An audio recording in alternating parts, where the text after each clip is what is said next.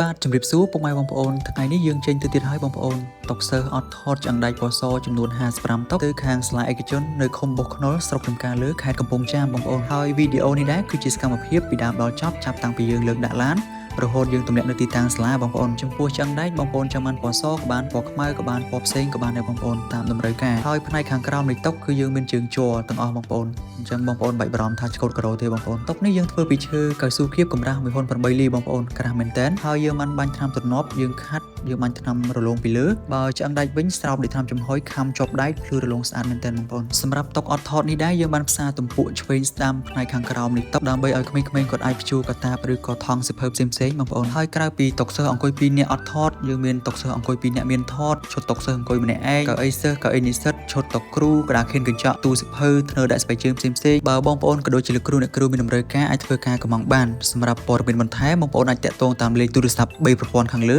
ឬឆាតមក Facebook Page ឬ Telegram របស់យើងខ្ញុំបាទសូមអរគុណសូមជម្រាបលា